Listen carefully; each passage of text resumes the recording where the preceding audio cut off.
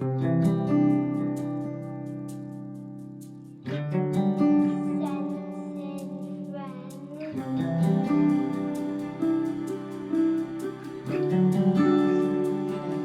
name's Penny, and I'm from an organisation called Sensing Friends in Sussex, which is an organisation that supports young people with sensory needs. I'm joined here today with Emma.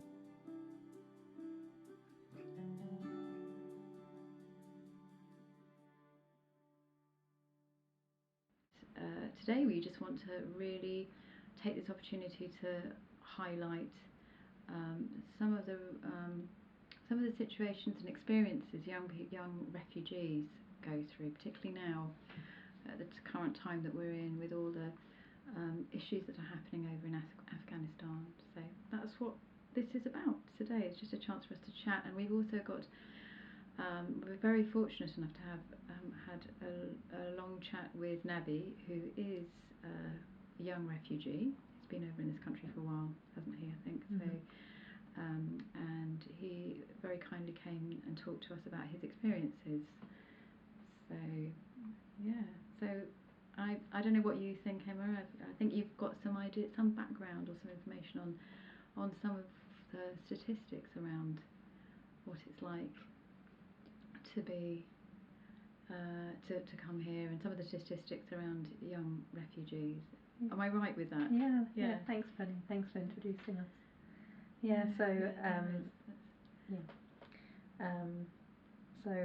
I guess it's really difficult to come to a new country for anyone, isn't it? But when you're escaping war or just situations beyond your control, that's a scary thing in itself.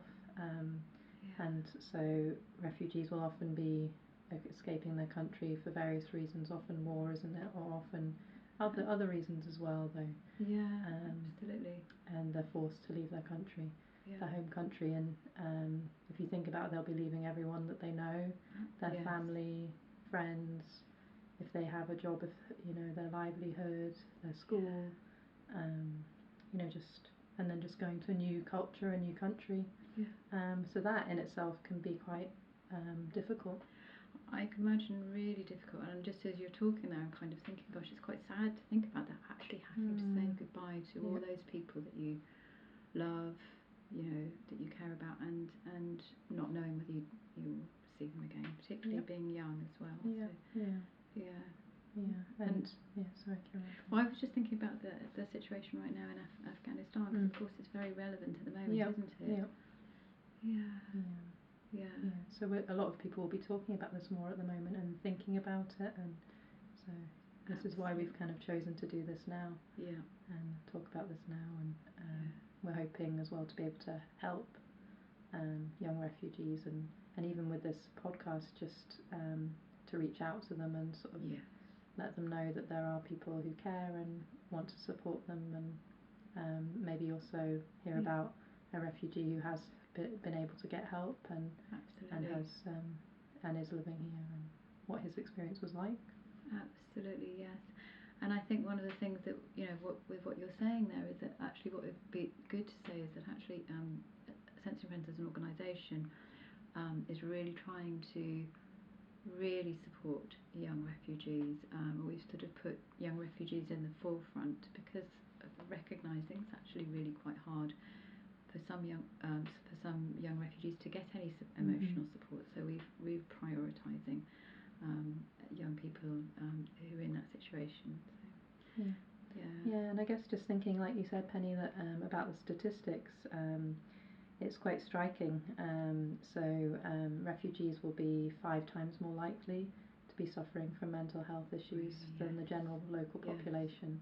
So that's a lot. And the thing is, they would also often struggle to get that support, though.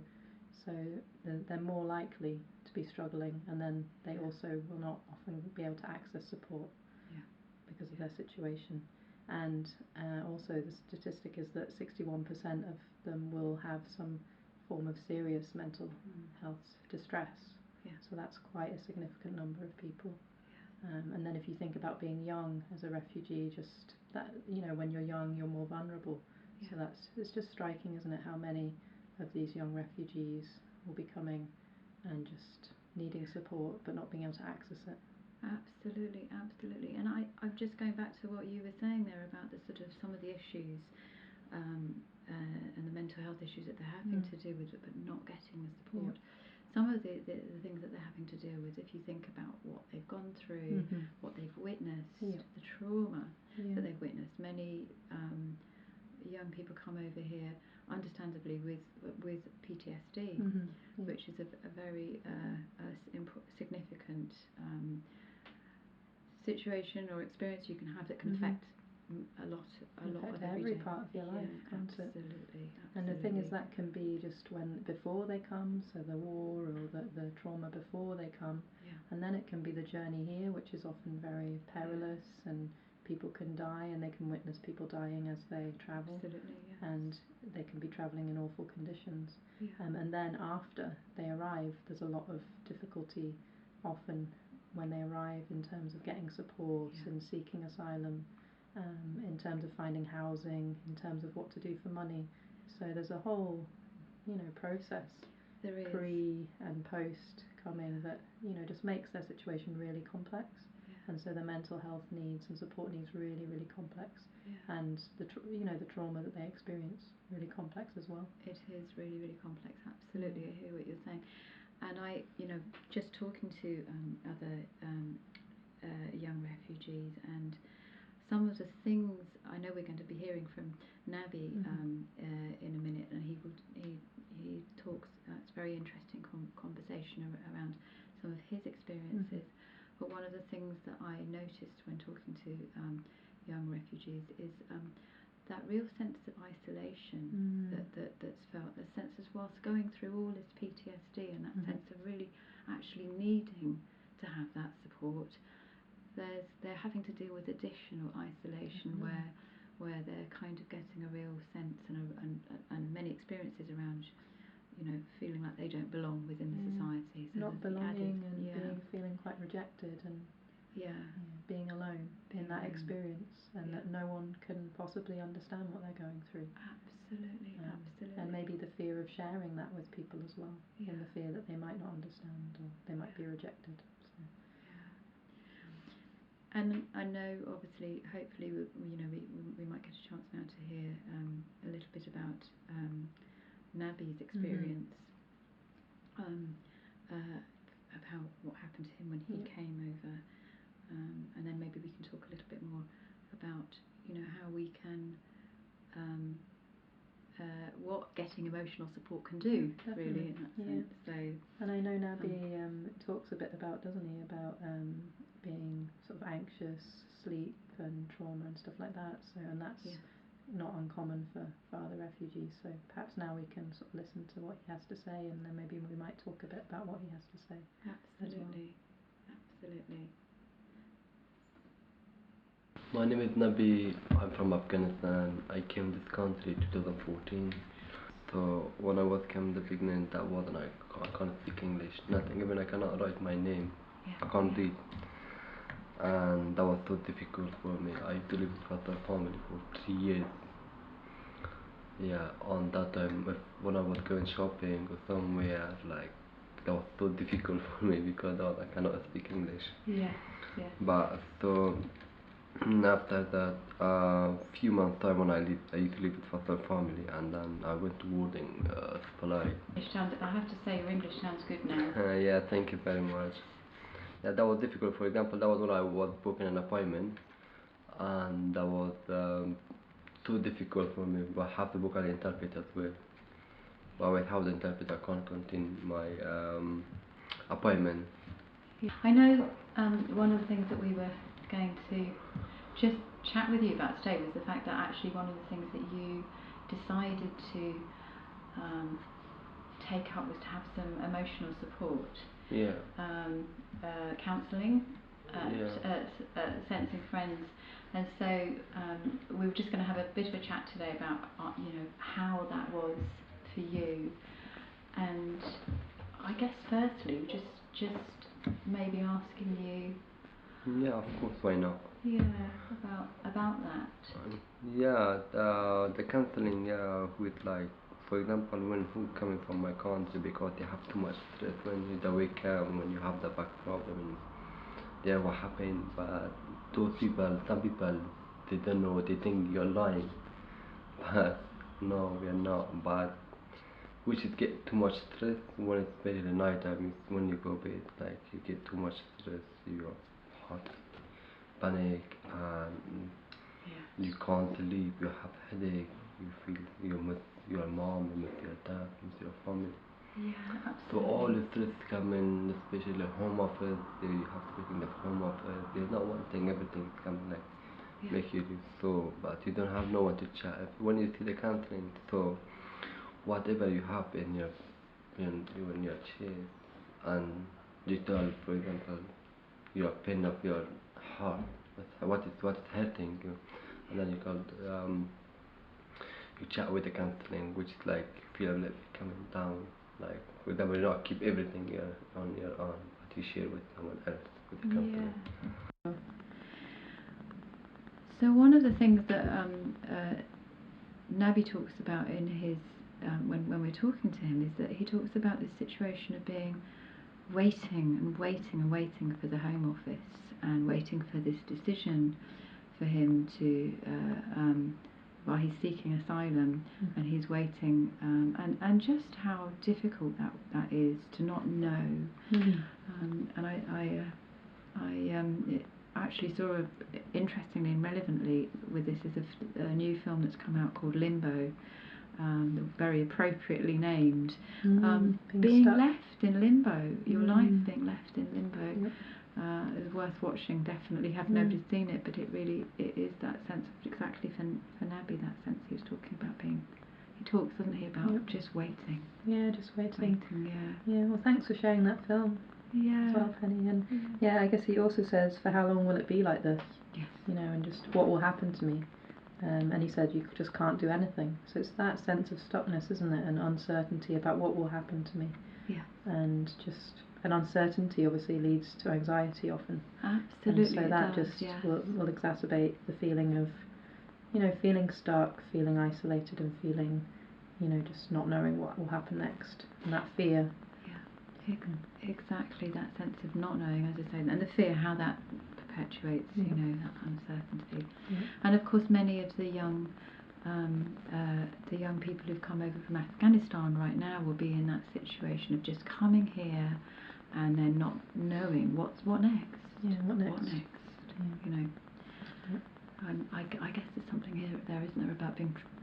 Maybe all of us can do our little bit in just trying to understand what that might be. What that's like. What that would really be like. Yeah. Yeah. So.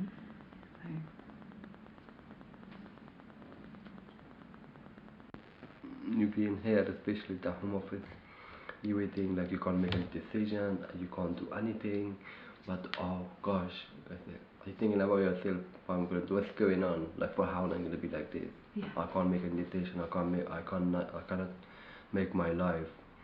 Maybe they're gonna send me. Maybe they're gonna give me. What's gonna happen? So you can't do nothing. So yeah, so I think when we were talking with Nabi, one of the things that really struck me was the fact that all the different things that he had to experience, and he experienced when he came over. So not only had he gone through all of this and having to, sort of the separation from his family, which he talks about, but then also his experiences of not being able to sleep. That sounds like a really big thing. I just imagine. I don't know what you think, Emma, but that sense of not being able to sleep because of the memories and the triggers, and that really struck me. That sense of like night after night after night, not being able to sleep, and then how it sounds like for Nabi that had a real impact on his daily life as and his well-being. And his well-being, absolutely, yes. Yeah. And sleep can just have that effect. If you're not sleeping, everything else is just so much harder. Absolutely. If you think of it in terms of your window of tolerance as well, it kind of can really shrink. So everything that you maybe would be able to cope with usually, it's just harder to cope with. So you might be more angry. You might get you might be more irritable. You might get more upset when things go wrong. And so if you're going through a lot anyway, and then you can't sleep, just everything's hard. And like he says, he had sort of headaches as well, and you can have physical symptoms as well that come from not sleeping, stomach problems, all kinds of different issues. So. Absolutely. So that whole emotional thing then has an impact on the physical. Yeah. And he talks, doesn't he, about having headaches, as you say that. He also talks as well. One of the things that I heard him talking about, and it really impacted me, was that sense of, as he's talking about his story not being believed. He talks about the Home Office at one point, doesn't he? But there's also, I think, just generally people not maybe believing, thinking he's lying about his experience, and refugees in general having that experience that people don't believe that what happened to them actually happened to them, because it's maybe too horrific to imagine.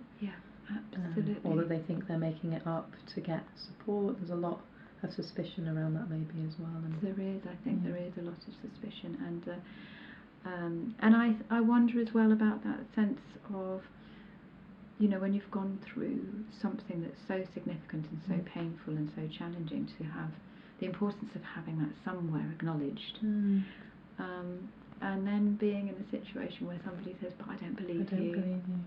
Yeah, how horrible that feels. Because it feels like you're alone then with that. And absolutely. I mean, he talked a lot about stress as well, just having too much stress and the panic and the pain in his heart, and that was really a powerful thing that he said, I thought. The pain in his heart, that's quite a sad, lonely image. The pain. I really heard that too. He talking about his missing his family and not missing his mum and dad. Missing his mum and dad, absolutely. His family. And many refugees will be in that experience. In the same situation, actually. Not knowing how they are, not being able to talk to them, and leaving them behind. I wonder for a moment as well, just stopping to reflect on that, what, you know, because there will be some people who'll be listening to this podcast who, I would imagine there will be some young refugees, but there will also be other people who are listening to this podcast maybe who don't understand necessarily what it, or may not have an idea, a feeling or an idea of what that's like. Just to stop for a moment and think about, what would it be like to leave all of your family, to leave all those people that you love, and then come into a completely strange country, and then be in a situation where there isn't really anyone else to take that on. It's huge, isn't it? Just reflecting on that, you know, how that would be for you, and not often not leaving out of choice, leaving out of necessity, having to leave, and how scary that might be as well, and how just hard it is to leave people behind that you love, and I guess thinking about the pandemic, we have been separated from our families often, haven't we? And so that maybe gives us a bit of an idea, even though it's not as huge compared to what refugees go through, but maybe just thinking about how that was to not be able to go and visit our families and see our loved ones and hug our loved ones, and how that might be. And I guess you also talked about, you know, coming here and how that could be just not being able to speak the language, and he did talk about that, didn't he? So there's the practicalities as well, isn't there, of that sense of being able to try and connect with, because we do rely on our families, but then our community, and a language is a huge part of that. So to be able to even just say, we can just talk like we're talking now, can't we? But for Nabi, he talks, doesn't he, about saying, I couldn't go to the shops. Couldn't get what he needed. Couldn't get what he needed because he initially didn't have the language, and then going to the doctors. All these things. So there's just so much there, isn't there? There's so much there, and there's a sense of maybe the loneliness that we can sort of think about. Absolutely. And for many young refugees, they have added complications, but this is a very real thing where actually they, not only is it hard to go and be able to talk to the doctor or something, but sometimes actually they have experiences where they're not allowed to register. They can't access it. No. Because of their situation and where they are with the Home Office. Absolutely. And I'm aware too of how I understand for Nabi, one of the things that he was able to access was going to college, which I think really, from what I understand, was something that I sensed when he was talking. He was quite passionate about talking about going to college, but for some young refugees, they will not even be allowed to go to college. They can't do that. And they can't work, and that sense of purpose in their life. I don't know what you think about that. Purpose, something to do, and I mean, college can also be a way of meeting other people and sort of building that community and as well. So. Yeah, it can, can't it? It can be a vital link to and a sense of feeling connected and having a purpose, like you said, doing something. Really, really true, isn't it? That sense of just when thinking about it, it seems like so many things are taken away. So many things that we normally naturally just assume. We just assume these things that we take a lot for granted, maybe. Yeah, we do. We take a lot for granted, absolutely. Even just being able to go to a shop and get what we need, or being able to be with our families. Yes, absolutely. Being able to sleep, often. Sleep, absolutely. Yeah. I mean, Nabi talked about being up, I think, 2 days, or maybe more, and just it just must have been awful for him. Really, what he must have been going through, and the night time can be the time that everything just comes up. You're alone, it's dark, and just that sense that there's all this stuff going through your head, all these memories. It's triggers, absolutely. It reminds me a little bit now as you're talking and thinking about because of course at the moment we're in the situation of what's happening in the world at the moment with Afghanistan, and we hear on the news, don't we, about the fact that these are very frightening experiences for people who are trying to come over here and refugees and young refugees as well, and we hear about the kind of terrifying experiences that that are happening, and then of course for many of them they'll come back here and just have all of these memories that they're having to process, and what do they do with them? What do they do with them? So you can imagine how hard it would be to go to sleep at night when we often feel quite frightened anyway. That can be the time that's the time when our minds kind of rest and start bringing up all the memories. It's huge, isn't it? Really huge. So it's I think I find it very moving to hear him when he was talking about he said it hurts him on the heart. Yeah, his pain in his heart. I was going to say exactly the same thing. But just thinking and reflecting on his on what he talked about, it's just sad, isn't it, and lonely, and I guess we're both connecting to that, his story, and I guess we're really grateful, aren't we, to have this to share with people and be able to share his experience with young refugees and local people as well. Absolutely. I think we can all learn a lot from it. I think we can, and I know I really sort of feel that Nabi, when talking to Nabi, one of the things that he wanted to try and communicate to other young people in the same situation as he's been in was that whilst it's a very isolating and difficult time, that he was able to get some emotional support, and he did actually, he did get some support through Sensing Friends. So there was something there. I think he talks, doesn't he, in the interview about actually what the difference that made for him. Definitely. To be able to talk with someone else and to just the experience he had. And I think he also says, just how important it is to talk with people, whether it is a counsellor, whether it is a friend, and so important to reach out and share what's going on. So maybe that pain in your heart can be shared with someone else. And I think next we're going to sort of listen to a bit of Nabi's experience. Absolutely. In terms of what support he got, and then we might talk a bit about that as well. Yeah, that sounds good. Should we listen to that next bit? Yes.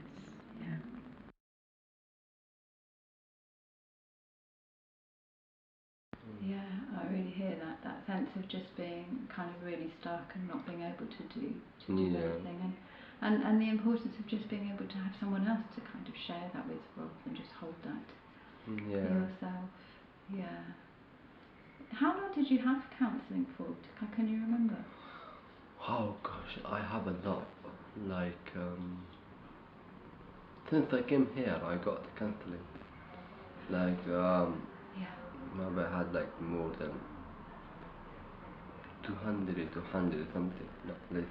Wow. So you've had a lot of counselling experience. Yeah. For example, I have 1 year with one. Here, her name is what? Katie. And I used to go in London Road. I don't know his name. I forgot his name. And so many counseling. And it sounds like counselling's really been helpful for you, and being able to have other people around. Yeah, counseling very helpful. Yeah, but with like, especially for refugees, for anyone who got like a problem, but especially for the refugees because they don't have no one here. That's why they needed to have the counseling. And who got stress, who got like cannot sleep, or they have anxiety, or they have this kind of stuff. The counseling is good for them. Yeah, absolutely. So it's like, what I'm hearing here is that for refugees particularly, counselling can sometimes be helpful because it's some very definite things that you're having to deal with. The anxiety, not being able to sleep, not necessarily having other contacts, so it can be really helpful. Yeah, especially you cannot eat, you cannot sleep, you feel like so bad. Yeah. When I can't sleep. Now I can't sleep a little bit, but before was can't sleep. All night I was awake. You know, one time was 3 nights I didn't sleep all night. I didn't sleep. My head was like this. When you don't sleep, you feel get so angry. If some people they chat with you, get so angry quick, fight with them. But if you sleep, your mind is okay. If you cannot sleep, your brain is like not whatsoever. Absolutely, I know what you mean with that not being able to sleep, and then how you can get very quickly, everything becomes really overwhelming and you stay angry. And sometimes I think one of the things, just as you're saying that, actually, if you, I wonder if that sense of when you're holding everything in, whether that affects you being able to sleep. If you're holding all those thoughts and those feelings in, does that stop you sometimes from sleeping? Yeah, if you hold it out, you stop your sleep and difficult. You have to take it out. You shouldn't keep it in your chest. You should take it out. Especially for me, what after I have like really like something. If I can't like get deep breathe like honestly. There's a lot of impact of holding things in and not being able to get them out. I really hear what you're saying, and you're noticing so importantly that it's not good to hold it in, that you have, it really is helpful to get it out. Yeah. One of the things that I was going to ask you as well, just on this as well, is that when you had counselling at Sensing Friends. And there's lots of different counselling around, which is great. So we're having to do strange things at the moment with the lockdown, and a lot of counselling is happening online via Zoom, which is maybe not quite how we'd all want to do it. But how did you find that? Because I understand you had online counselling via Zoom. How did you find that? To be honest, I don't know what her name. I forgot her name. Hallie, yeah. She was so kind. She was speaking so nice, and the way she's speaking was, you feel like to chat with her more. But she can realize how you feel, what's your situation, but she doesn't understand everything. That's why she can help you. Yeah. But she's I wish I can meet her. Yeah, she's so polite. Yeah, I never feel like that. one of the things that we wanted to talk about as well today was that sense of just what counselling can do and how helpful it can be, and maybe how helpful it can be particularly for some of the experiences and feelings that young refugees have. I don't know what if you got any thoughts on just some of the things that counselling can do with this. I think Nabi talks a little bit, doesn't he, about he's just talked a bit about that, hasn't he? Yeah, he has. Yes. So he talked about just how he kind of had all that stuff inside him and trying to sort of share that. That seemed to be one of the key things for him, wasn't it? That definitely he had all that pain, those experiences, the sadness, and just having to keep that in, and how important it was for him to share that. And that's something you can do in counselling. And I mean, Nabi said it's just important for people to share it, whether that is with a counsellor or a friend or someone close to you. So it's something about as well someone who you trust and who you feel comfortable with sharing. I think trust is such an important thing here, isn't it? It's about like actually, because I think for many young refugees, they also have the experience of having to talk to the Home Office and the different kind of interviewing, which can be quite a different experience than being able to do something in a very confidential and private space, of course, which is what counselling is. It's not anything that somebody talks about in counselling is not taken anywhere else. No, exactly. So having that space where it feels hopefully safe to share and with someone you trust is so important, and having those boundaries of confidentiality can be really important, can't it? To feel comfortable and safe. Yeah, absolutely, that feeling comfortable and safe, and of course counselling, some people who are hearing this will have had experience of counselling and realising, the importance of that safety. And maybe some people will have realised as well that counselling normally would be set in a sort of situation where, you have it once a week at a certain time. But for many young refugees, there's an awful lot going on in the rest of their lives, isn't there? So that's not always the easiest. It's not possible. So, we've sort of tried to work through that with Sensing Friends to be as flexible. To work around the young people and give them what they need and what they want as well, and to work around their lives. Absolutely. So they can get the best out of it because as well. Absolutely, yeah. Being very, very, putting them right in the centre. Into the centre, actually. So actually being person-centred and really sort of living that and making that our aim, isn't it, our foundation? That's completely it, yes. So and you can see how important that is, because actually if I was just thinking about for some of the young people I've met, that sense of not having sleep, and then day in, day out, night in, night, and then having to try and remember a set time, an appointment, but actually all you want is to have sleep. Definitely. And even adjusting the time so it's not an 8 a.m, 9 a.m. appointment. Trying to figure out what the best time is for them around their current routine and fitting in with them. Absolutely. This is quite an important aspect of that. And that can be part of them feeling cared about and supported as well, because we're really listening to what their needs are and we're really trying to work things around them. So that can be part of building that relationship, which is one important part of counselling as well, isn't it? Building that trust between the both of you and building that really important relationship. It is a huge part of that, isn't it? The relationship, the building the relationship up. And I think that what you're saying there, Emma, is such an important thing, because one of the biggest things counselling does is it's the relationship. It's a very real relationship, which is a relationship about caring, isn't it? A trusted relationship, and real care. And when you have that real care, the difference it can make, the healing it can make, really.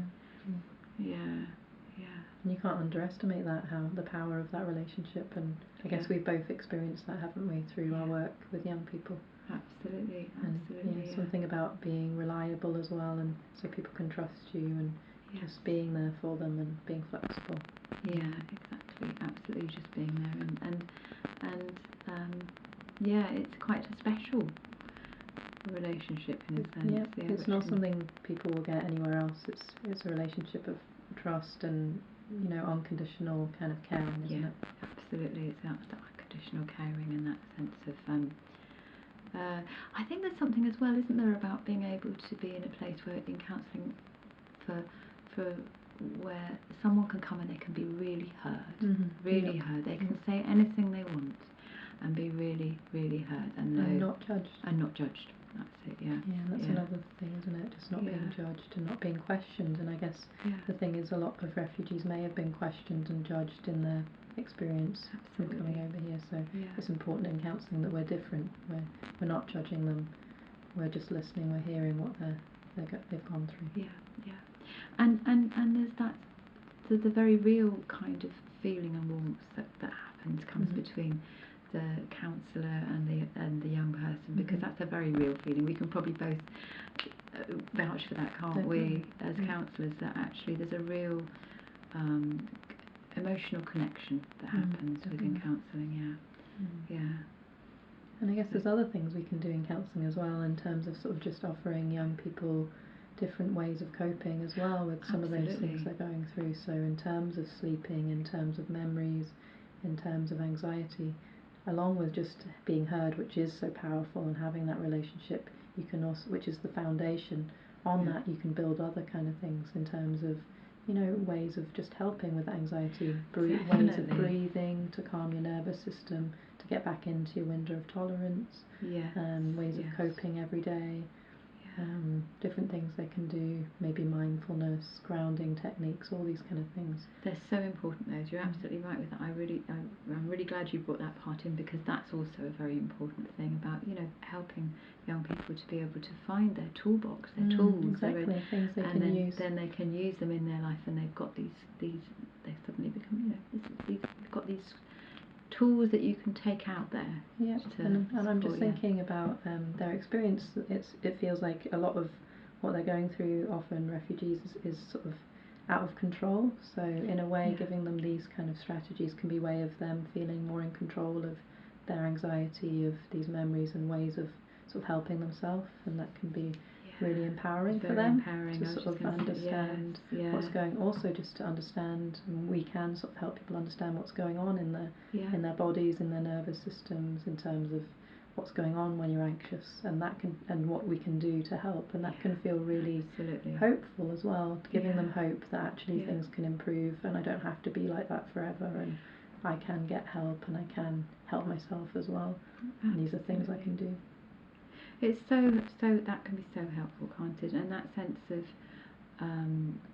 you use that word empowering, and I think it is so empowering, that sense of feeling more in control, and then just not that sense of feeling like the whole world's kind of coming at you, but actually having this to think, actually I can take some charge of this, I can take some of that back and kind get some power again. Absolutely. Such an important seems to be such an important thing for young refugees as well, that sense of where their lives have been so, through their circumstances, so disempowered. Everything's been taken away. They've just been thrown into this uncertainty.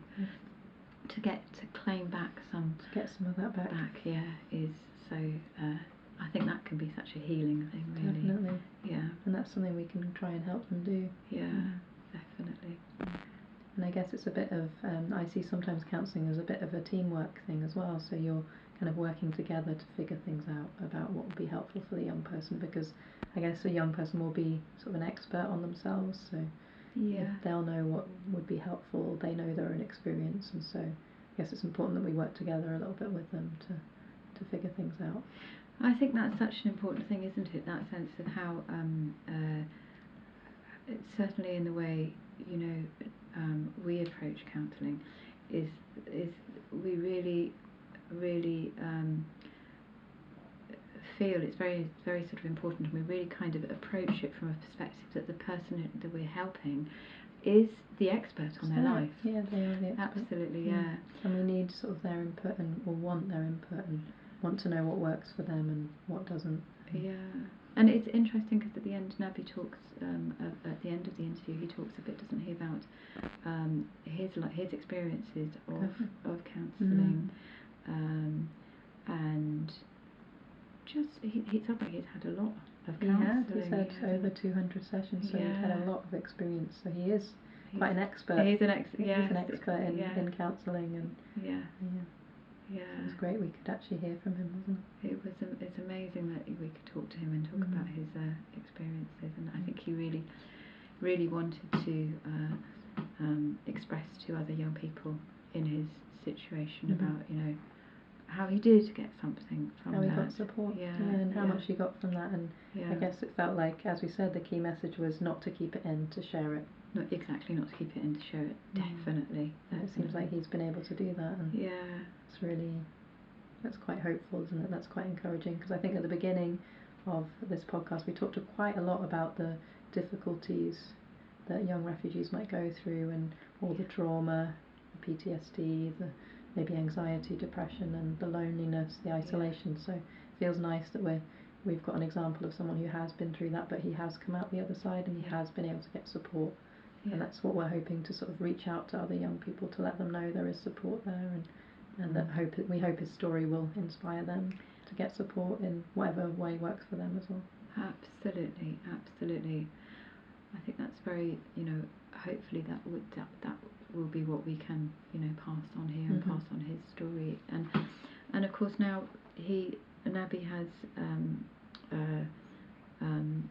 gone on to study and is kind of really experiencing some positive things, like going back into college and then taking, going on from there, really, in that sense.